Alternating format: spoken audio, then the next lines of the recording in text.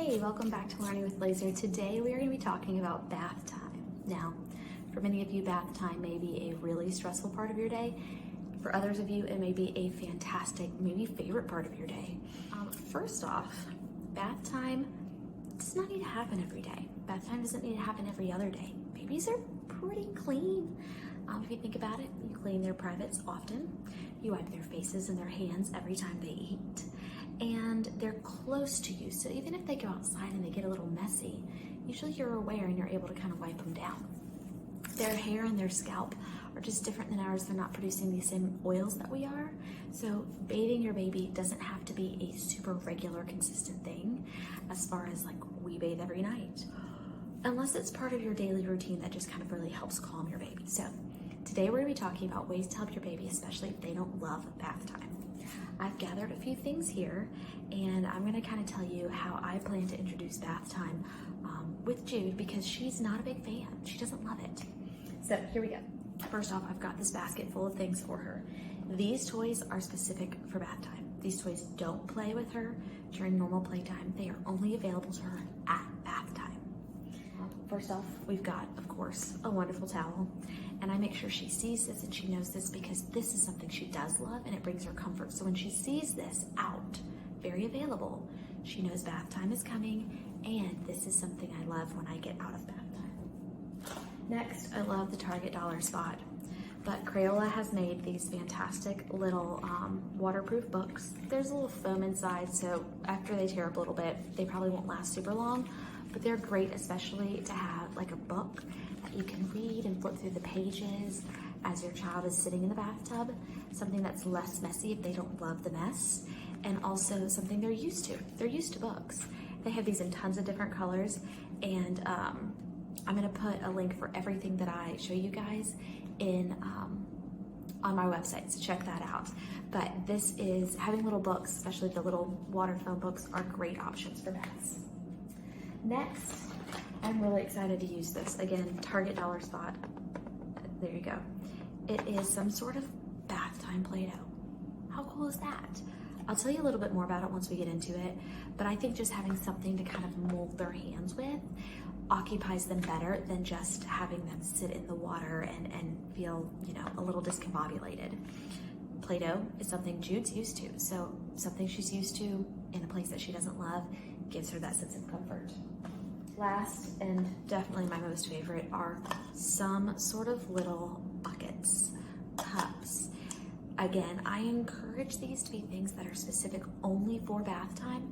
However, if you don't want to have specific things for bath time, use your stacking cups, use bowls from your kitchen, use spoons, use measuring cups from your kitchen. Something that they can pour with and play with, and also you can use to quickly dump water on their head. And then lastly, I put them all in a plastic container that has holes in it that allows for easy draining. I would actually probably lean it like this so all the water can drain out. And I keep the toys stored so they're only available at bath time. How do I introduce bath time in a way that the child wants to get in the water? First off, I go in the bathroom with the child, I shut the door so they cannot leave, and I put them in the empty bathtub. Make sure there's nothing around them, definitely no shampoo bottles, nothing like that. An empty bathtub, and then hand them their toys and let them play with their toys in the empty bathtub with their clothes on. This is key. Next, take their clothes off and let them play in the empty bathtub with their toys with no clothes. That's gonna be really exciting for them. And then start adding water. Now, some kids are really afraid of the loud noise of water, and that's okay. If that's the case, pull them out, let them hear it, and let them watch you fill it up and splash a little bit while you're filling it up. Or fill up a couple big buckets at a time, which you may want to prep ahead of time so you're not having to wait as long to fill those up. And then put your baby back in the bathtub. Now, for safety, I would highly encourage you to make sure that that baby is sitting as much as possible. However, if your baby is really scared and they want to stand, just make sure you've got a good grip on them. I highly recommend some sort of knee pads, because you're going to be kneeling right there next to them, and those bathroom floors are hard. And then just let them play and explore. Don't stress if it does not last very long the first couple times. Slowly add to their toys, add to their play, and engage them in bath time. be 100% with them in that moment. That is especially you and them time.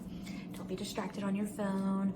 Don't be talking to somebody else. Spend that time playing with your baby and building that relationship as y'all are playing in the tub. And of course, wash them last.